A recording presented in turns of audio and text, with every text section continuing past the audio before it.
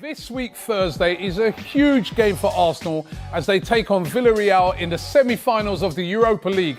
And to celebrate that, AFTV Picks are giving away a share of £1,500. Yes, 1,500 big ones. All you got to do is click the link in the description, answer some easy questions, and a share of £1,500 can be yours, as well as a great Arsenal win, hopefully. So what are you waiting for? Click the link in the description right now and get involved. You've got to be over 18 and you can win yourself a share of £1,500.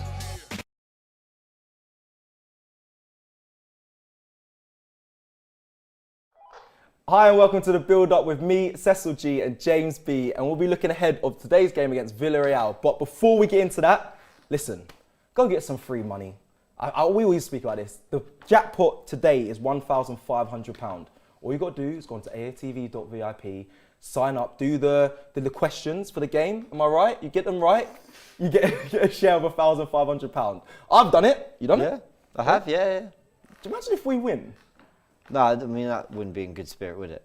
Well, so what would you do? Give it to someone else? No, I'd probably keep it. You're a clown. Yeah, it wouldn't be good, but yeah, I'll keep it. Yeah, well. Before we look ahead of this, James, I want to know, how are you actually feeling for this game? Nerves started to kick in about 5 minutes ago. Yeah? Yeah, I was quite calm. I think I was just focused on all the work for today and everything else I've been doing.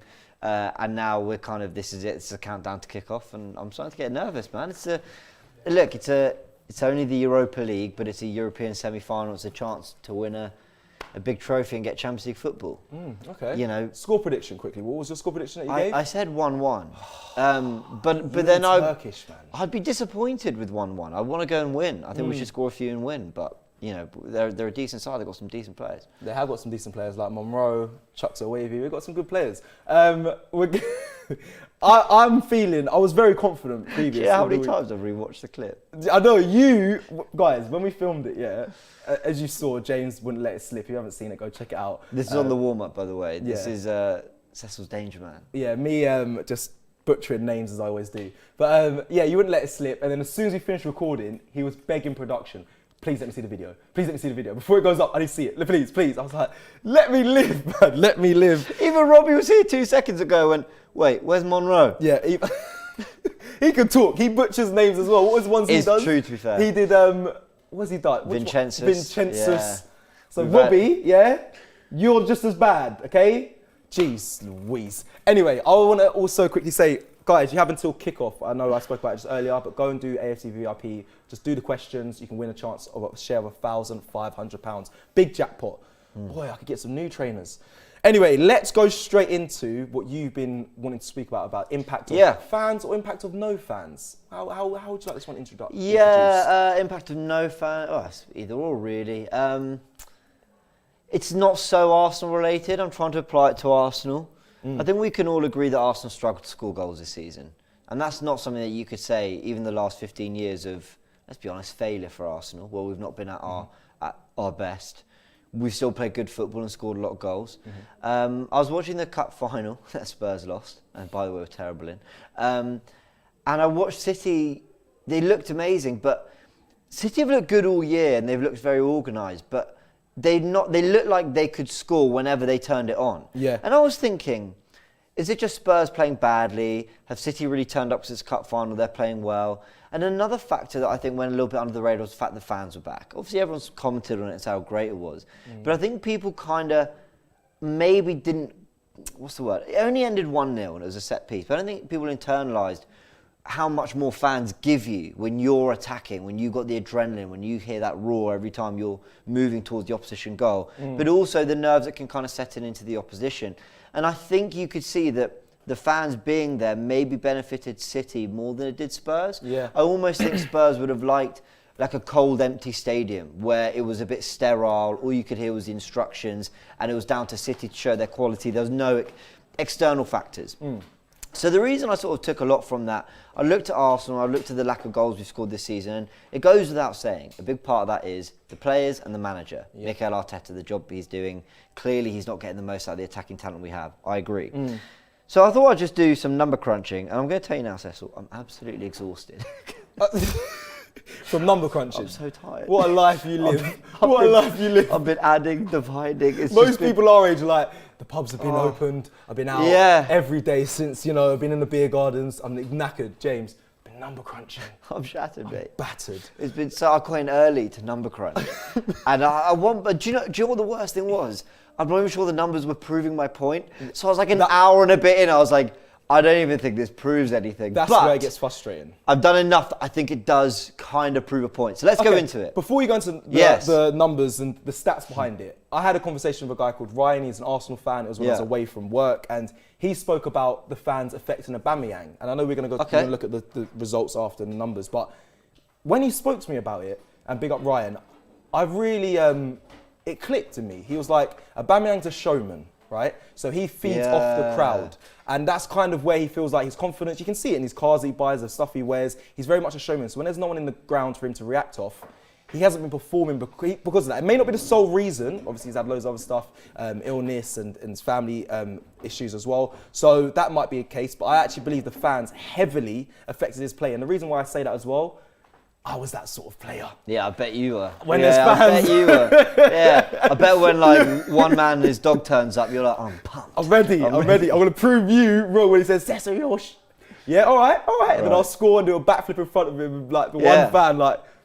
Have you seen that clip of someone who goes, he's like shushing to the stand, he goes like that, and it's just like scaffolding, there's no fan. I haven't seen that, I've got to see that. So good. Send me that. That's you. Yeah, that would be me. That would be me. Would be. Fans massively have an effect, and I know as well, also quickly before we move on, speaking with players as well, they say it's like a training match when they play without fans. So, and that is in theory really just boring and just routine. There's nothing to build off. But I anyway, think Aubameyang's a great point. Yeah. And I'm really glad you also agree and see it this way, because I was wondering, is it just me, or it feels like games are more, they're colder. They don't feel like.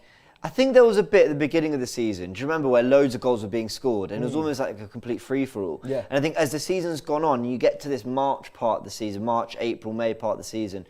You need that little bit of a lift. Like the crowd, we're always excited. This is the business end. Players are shattered. They've been training and playing and flying abroad, and they've been so involved since September. I get why they're tiring. They maybe need that extra oomph. So I want to look at what the numbers are telling us. So Arsenal's goal scoring this season compared to last in the Premier League, we averaged 1.5 goals per game last year to the 1.3 this year. Not a massive difference, but obviously the numbers have dropped slightly. Last season we weren't that great either, but you think we have a little bit more attacking talent this year? So I'm a little surprised that it's maybe not even, if not slightly better. But again, I wonder whether the crowd is playing a part in that. Because as we've seen, we've only scored 19 Premier League home goals this season in 17 games. That's really, really poor. So I thought, okay, let's move away from Arsenal and look at the broader perspective. So here's Premier League goals scored and Premier League goals per week of the last 5 seasons. So this year, if we look at the very bottom of this table, 870 goals have been scored in the 2021 season so far, which is on average 26 goals per week, per game week. If you look up and you look back the years, 1920, it was 27 goals per week, 28, 27, 28. So it's a slight dip. The point is, none of the previous 4 years are as low as that. But then there's very little in it. So I'm looking at this going, trust me, by this point I've crunched all these numbers. I'm like, what on earth am I going to present here? Like, I'm not sure any of this even proves a point. But whatever, I made it. We may as well look at it. It's interesting. I hope, no, people definitely, they do benefit from it, James. You know they do. People love your numbers and I stats. suppose. So it's good that you kept it in, because you could have just been like, yeah, that's it. Nah. One goal difference. After all this, I was like, no, I'm going to fit it in. But, where I said, remember at the beginning of this season, there are a lot of goals being scored. I thought that might have skewed it. So I thought, let's have a little look at kind of the rate at the moment. Well, to reach, if I just go back a second, to reach the numbers of 18, 19 or 16, 17, this season we'd have to see another 200 goals scored, because you see 1,072, we need another 200 goals scored this season to match 2018-19. So that's 200 goals in the next 5 weeks, which means you're going to need 4 goals per game to achieve that. Well, in the last 71 Premier League games, which takes you back to the 1st of March, only 18 games of those 71 have seen 4 or more goals scored. So basically, what I'm trying to say is the chances of these numbers flattening out and basically reaching that 27, 28 goals per week Yeah. are unlikely, because we're probably not going to have 4 or more goals per game on average between now and the end of the season. So I think there's something there, less goals being scored, but I'm not sure it tells you too much. I think it proves the point that there are less goals being scored, but not by much really, right? There's not a lot in it. So, okay. Let's look a little bit more. I thought we'd look at the big 6, because I started to think, the big 6. Yeah, because easy how we say this. Yeah, the reason I've not included Leicester is because I do look back at the last 5 years, and it's fair to say Leicester, only the last 2 years have been as good. Well, Arsenal aren't in it. Yeah. Yeah, no, I know. I wanted to look at our rivals. So, I want to go through it, and what I wanted to look at here is my thinking was, well, maybe it's the teams that are typically attacking more, that have more of the ball, that have more shots, that are typically the better sides. You expect them to create more chances. I want to see how they've been impacted. So let's look down the very middle of the table first. So this is this season. Man City averaging 2.1 goals this season per game. Chelsea 1.5, United 1.9, Liverpool 1.6, Spurs 1.7. Let's have a little look at how that compares to last season's average goals per game. Well, City, there is a pretty big drop-off from 2.7. Yeah. Chelsea, there's a drop from 1.8. United actually have improved, but in fairness, the team has improved with the addition of Bruno Fernandes and all. Liverpool have dropped. Spurs have improved slightly. But then if you look at the last 5 seasons altogether, that's where it gets more interesting. City, there's a slight drop. Chelsea, there's a drop. United, again, there's an improvement. But Liverpool and Spurs, again, there's a drop. I know when you're talking about 0.2, 0.3 difference, it doesn't sound like a lot. But it really is. It really is a big difference. In 10 games, you're talking that's 3-4 extra goals scored. And that all adds up. And I think go on. So the one that's standing out to me there is the Spurs. They've regressed. They got 1.9 in the last 5 years. When I thought their goals would have been more. But in the last 5 years, last 5 years they had more goals. That's quite interesting, that one. Well, they're playing on a Pochettino. They're playing good football. Yeah. Whereas last season, obviously, they weren't as good, and this season, Kane and Son were superb, and they've tailed out recently. So again, the numbers, they're telling me something, but not a great deal. And I'm still sitting here scratching my head, going, why are Arsenal struggling so hard at home? Yes, it's a managerial thing. Of course, I'm not trying to make excuses for Arteta. Yeah, there was a comment. There was a comment saying, "I'm sure there were." James would do anything to back Arteta, but yeah. Listen, if you see it that way, fine. He's not. So I'm thinking, okay, well, that's not a massive difference, but I think we could all agree that the numbers are telling us there is some sort of drop off. Yeah. Because I'm not. Forget Arsenal, Arteta for a second. I'm looking at Guardiola and City. I'm going, they're very good, but when was the last time they scored 5 or 6? But they used to do that a lot. Yeah. They used to regularly score 5 and 6 against teams, even 7s and 8s. Start of seasons, they were sending out some numbers. Well, this season I'm not sure they were, but last season they were. Liverpool, why are they struggling to score goals this year? Spurs, with the talent they've got, why are they struggling? So I'm not just, even Chelsea under Thomas Tuchel, a lot of people say they're a good side, but they're quite boring, they don't score a lot of goals. Yeah. Liverpool, I'd say the injuries affected their build-up play. But they've still got the same front three. I get that, but the build-up play to get to there, I think, has affected it. But that's a big drop-off. 1.6 from 2.2. You're right. I'm being devil's advocate. And I know you are. With Spurs as well, I'd say obviously Moreno. But I've got people in the comments thinking that I'm making excuses for Arteta. I'm trying to look at the bigger picture here. So I thought, okay, I'm going to take this one step further, because at this point I'm shattered. There's about half an hour until we go live, and I'm going, all right, let's have a little look at how the big 6 have done in terms of home goals average, or average of home goals this season in the league compared to last season. And I think this is a little bit more telling. We must be poor, because our home record is absolutely abysmal. Shocking. Well, Arsenal's is nearly, it's nearly sliced in half. We were averaging 1.9 goals at home last season to 1.1 this season. City, that's a pretty big drop, 3 to 2.2. Chelsea actually have gone up, but Spurs have dropped. Liverpool have dropped, significantly dropped, by the way, 2.7 to 1.5. And then Man United are level. Do you know what this tells me? Go on. The teams that have improved, they haven't got a strong fan base anyway. That's why it's always quiet in their grounds. That's why it's probably this doesn't affect them. City has been a massive drop fair. They don't really have loads of fans. But with Spurs, they've improved. But, they haven't got, to me, they're not as loud. No, they've got worse. They've got worse. That's what I'm saying. Because when there's fans there anyway, there wouldn't be much difference because they're not as loud. Liverpool massively, I believe, they rely on their fans. You know the atmosphere. I think the Anfield crowd plays a part. A massive part in it. United said the same, fair. What a drop off. We are just, we've So been poor this season. the point I'm trying to make is, to round it all off, I watched the cup final and I thought, City look good. They look like they've got an extra zip that I've not seen the last couple of weeks. Yeah. Why were they that good against Spurs, but not against Chelsea? Literally the week before, literally on the same pitch, right? With a lot of pretty much all the same players, bar a few changes. And I'm thinking, I don't understand. But then they played PSG last night. In a lot of ways, they were brilliant. But the first half, they were quite sluggish by their standards as well. Yeah. I really think having fans plays a massive part. And I heard Riyad Mahrez in his interview after the game on Sky, they said, how much of a difference does it make having fans? And he just went, massive. It's a massive difference. Because I believe fans do give you that extra bit of spring in your step, that extra bit of 100%. energy and adrenaline. And while I don't think the numbers here prove that it's absolutely categoric, I think with the decline and the drop we've seen in all of these things we've mentioned, whether it's home goals, whether it's looking at the last 5 years and last season average goals, whether it's looking at, what teams would need to do to match the total of last season, whether it's looking at the amount of goals that have been scored in the last, the 4 years before this season, whatever it is you look at, you do see a drop. Even if it's not significant, it is a drop. And I think a big part of that is down to the lack of fans. Okay, thank you. James, thank you for giving us that and breaking down the numbers. Before we What do you think? Do you agree? I agree. I do agree. I really do. I spoke about the Aubameyang thing, and that really did click in my brain, because like I said, I understand players that are showmen and they feed off the crowd, and when you're on an attack and the crowd's behind you, honestly, there's no other feeling like it. Like, you believe this is a goal. Every time you're on the ball and you're dribbling and you've got one person to beat, you can feel it. And it's some players use it as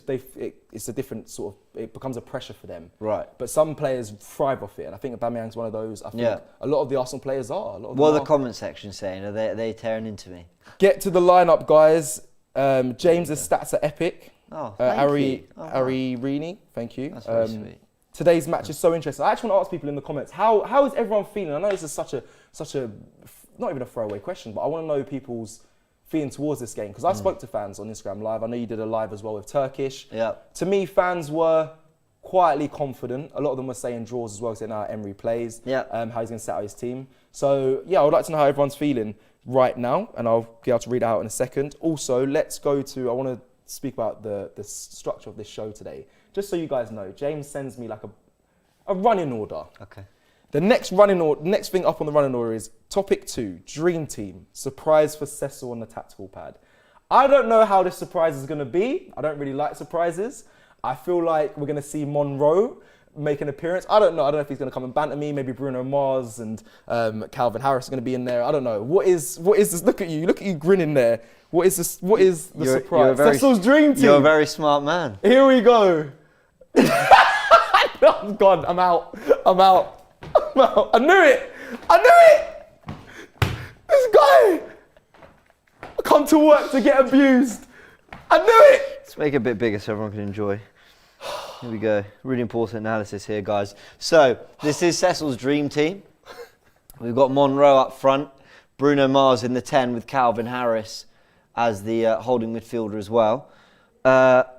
Curious to see how long it will take to complete the 11. I was going to put Chuck Wazy, but I want to go for proper howlers that you've not realised. And we're going to try and build up... Because Chuck So Wavy's good, but, you know... We're going to build up a team of howlers, of name howlers. That's what we're going to do. We're going to... Yeah. I'm not angry at Monroe. Moreno, Bruno Fernandes, and Calvin Phillips. That's a strong... For context, maybe some people don't know what's going on here. So Cecil's got a habit for sometimes the mind just goes somewhere else. And he sees the name Calvin Phillips, and he just thinks Harris. He sees the name Bruno, and he just goes Bruno Mars. And I don't know where Monroe came from. I don't know where Monroe came from. But he saw Gerrard and he thought, Monroe. So this is Cecil's Dream Team. We've got 8 positions to go. Do you know what it is? I'm quite excited. They are howlers, but do you know what? This is what it's about, okay? We come to work, we have a laugh. It lightens the mood. Arsenal can sometimes be painful, and sometimes our shows can be really serious and just, we lost, this is what happened, this is what went wrong, how we can improve. A little bit of light humour. I don't mean to do it. Sometimes, but like James says, my mind just goes, it is what it is. I love you for I it. like music, and Monroe sounds like something from Shakespeare. I like the theatre as well, so why not? There we go. We're going to quickly just take some comments. I did ask you guys how you guys are feeling. People are saying, so Drill Boss, it says play Cecil left back and James up front. James is a baller, by the way. Victor, Victor says anxious, but I'm confident we got this match. Levi says it's gonna be a win. Abdullah says, I've been ultra confident from yesterday. We're gonna batter these, man. Wow. Did you see Charlene's post on Instagram? No. She said, I had a dream last night. We're gonna win 10-0. I have a feeling that's not going to happen. I don't know what's telling me that, but I don't think so either. I like the optimism. People are saying expecting the worst. Harrison says expecting the worst but hoping for the best. My mentality for every game at the moment. Do you know what? I big up that kind of mindset as well. I know it's quite semi-negative, but it's the hope that kills you. If you think, do you know what, it might be a 1-0 to them, or 1-1, and then when we win, surprisingly, we're like, this is amazing. My whole weekend is saved. So I get that. We have a lot of super chats. I'm going to quickly take these and we'll move on. Yep. Thanks for my surprise. No worries, did you enjoy it?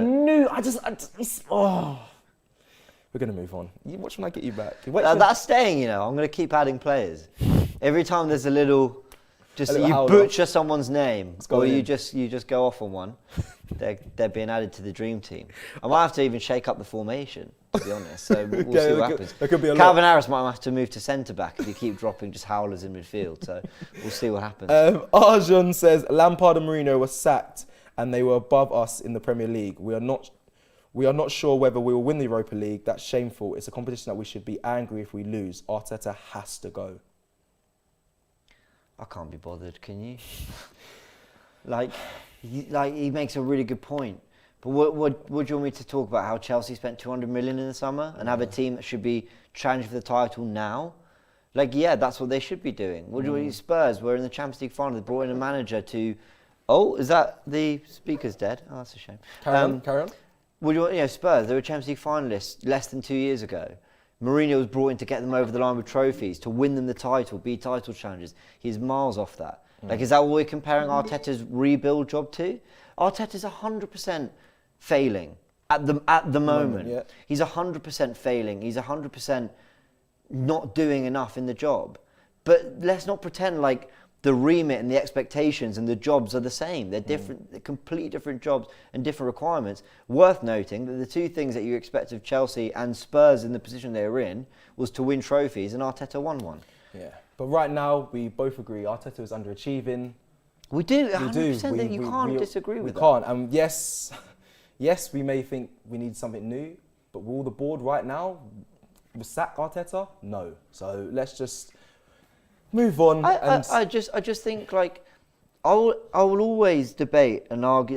Not debate. I'll always sit and listen to someone who goes, listen, I think the football's bad under Arteta. I think he's got enough players like Odegaard, Smith Rowe to create more. Yep. I think some of the selection's poor. Why is Bellerin playing when we know he's off? Why isn't Nketiah playing when we know he's off? I listen to all that. I've made those criticisms myself. When people go, oh, Chelsea sacked their manager and now they're doing really well under Tuchel. Well, but Chelsea is still... They could win the Champions League, they could win the FA Cup. There's no guarantee they do. Finishing fourth is no success for Chelsea. That team should have been challenging for the title.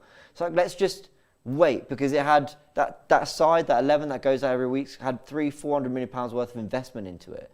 So just don't, I think if you're going to criticise, just pick the right angles for me is all I'm saying. Okay, cool. TCRCC says, big up James, stats, man's like Rain Man on the numbers.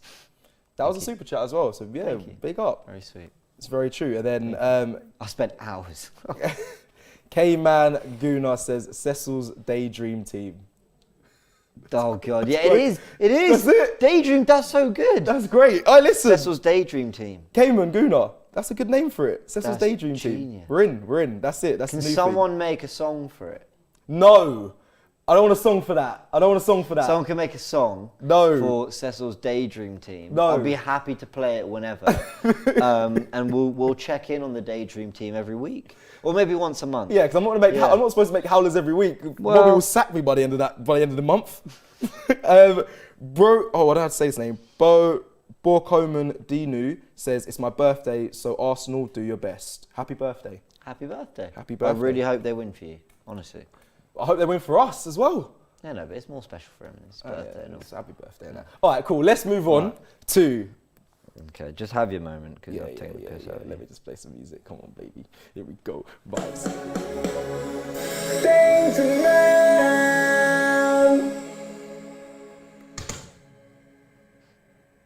Yeah, you good? Got it out your system? You Yeah, I feel good. Feel better? I feel good. Okay, good. Okay, so we got the Danger Man here.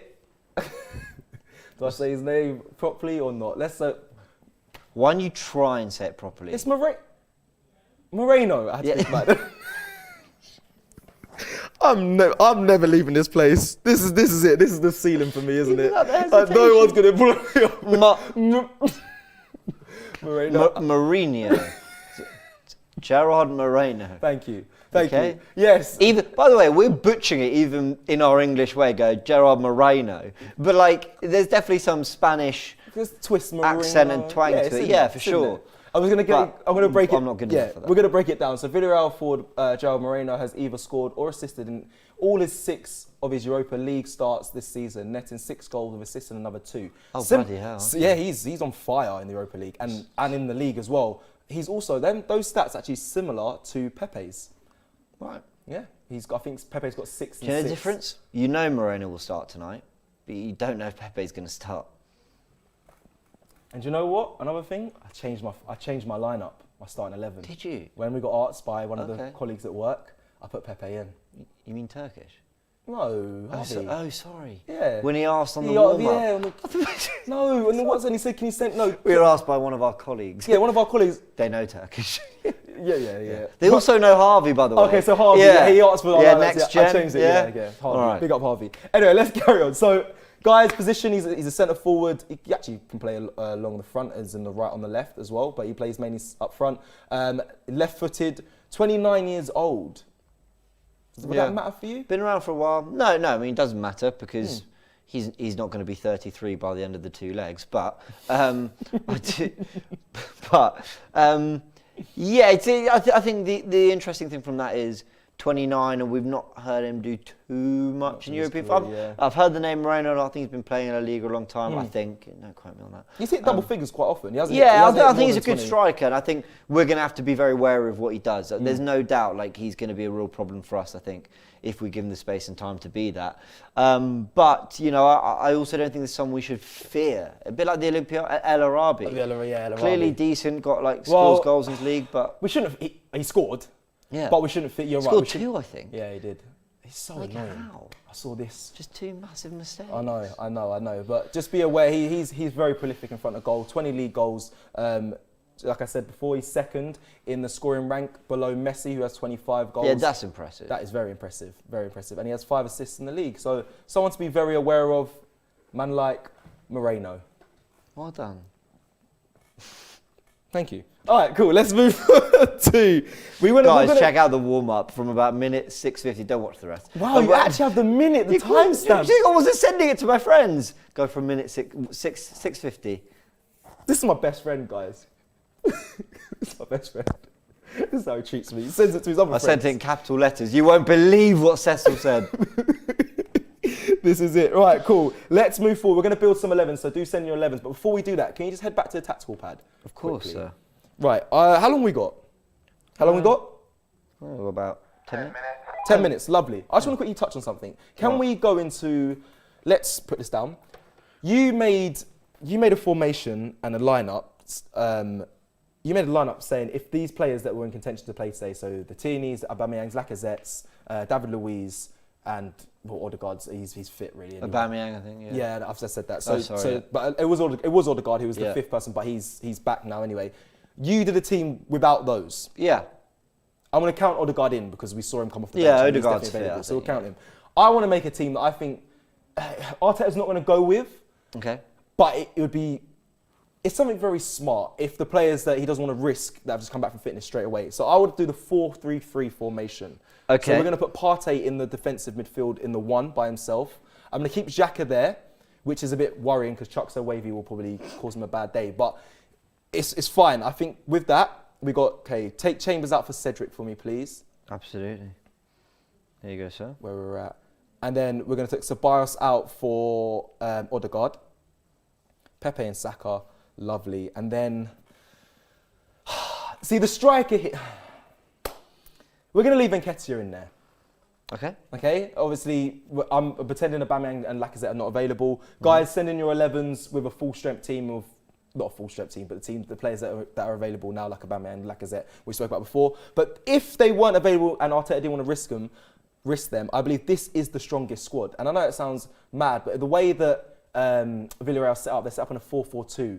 To break that line in midfield, you need someone either in between the lines, so that could be Partey, or Smith Rowe and Odegaard will occupy the two in the middle, and Partey has a free role to break through and basically play with the Nketiah, Saka, and Pepe. So would you go for Nketiah over Martinelli up front? Ooh! Can I tempt you into a? You can. Into a little swap there. Ooh, Martinelli, I'm so sorry, bro. I always forget about you sometimes, my guy. I know Josh. I'd love it if we Josh saw this team, by the way. This is what I believe Arteta really wants to do. I'd love to see this team.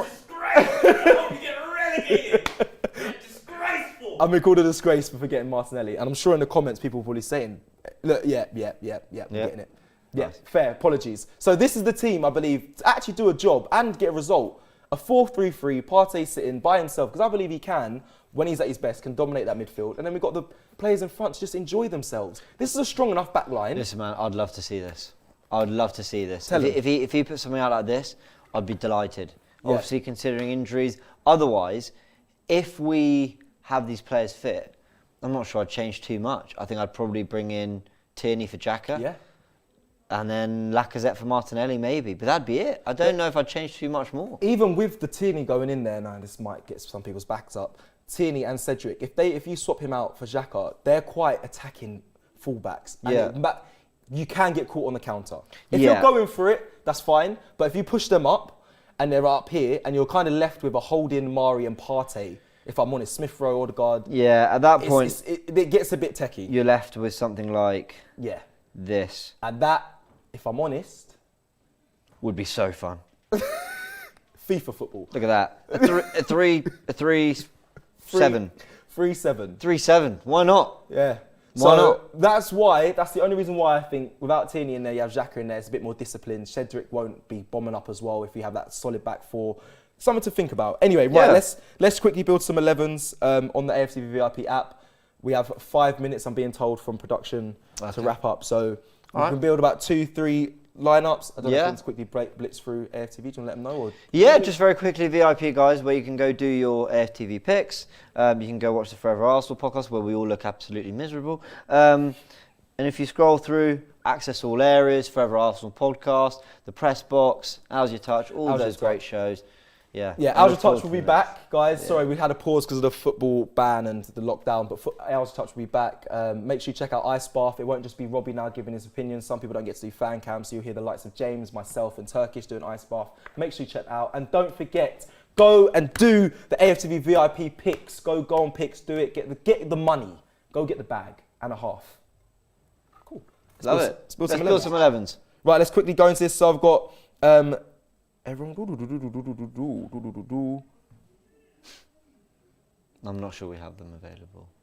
Okay, so let's go with Q Misty, Ryan in goal. Big call. Cedric, Holding, Mari, Tierney. Oh, I like that. So we've got... Is that my bad line? Cedric. Holding, Mari. Holding. Tierney.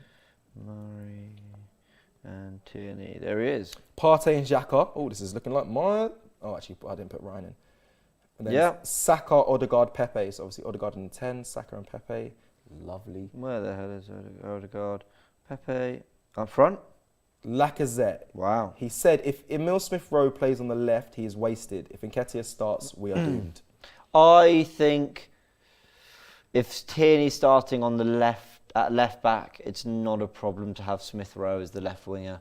But I kind of understand what he's saying. Yeah, that'd be a good team. Listen, if these players are fit, I'm so much more excited for our team. Yeah. And what we could do tonight. If they're not, I'm a little bit more wary. Should we build one more? One more, quickly. We're being told we've got to wrap up. Mabaya, 4-3-3. This is why I want to choose this one. Okay. Leno in goal. Yeah. Cedric, Holding, Mari, Tierney. Yeah, fine. Lovely. Partey, Smith-Rowe, Odegaard. Oh, this is my team!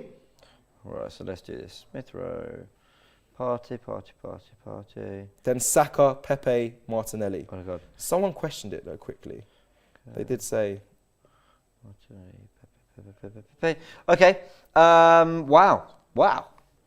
Yeah, that'd be exciting. Well, this is the team. Well, there we go. That's closer to what you were hoping for. Do you think Nketiah will start today?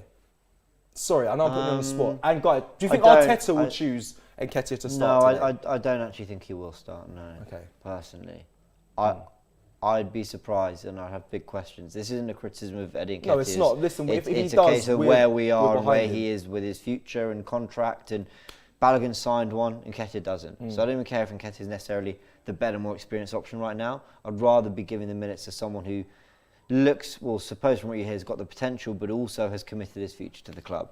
So yeah, I don't think he'll play. Okay, interesting. I just thought it's something that if it does start out, honestly, with Arteta, I wouldn't be surprised. Yeah, very true. Ladies and gentlemen, thank you for watching the build-up. It's been a pleasure. The comments have been great. Thank you for being so kind. James, we're going to have words after this about this daydream team. But thank you for watching. Starting 11 is up next. We'll see you soon. This week, Thursday, is a huge game for Arsenal as they take on Villarreal in the semi-finals of the Europa League. And to celebrate that, AFTV Picks are giving away a share of £1,500. Yes, 1,500 big ones. All you got to do is click the link in the description, answer some easy questions, and a share of £1,500 can be yours, as well as a great Arsenal win, hopefully. So what are you waiting for? Click the link in the description right now and get involved. You've got to be over 18 and you can win yourself a share of £1,500.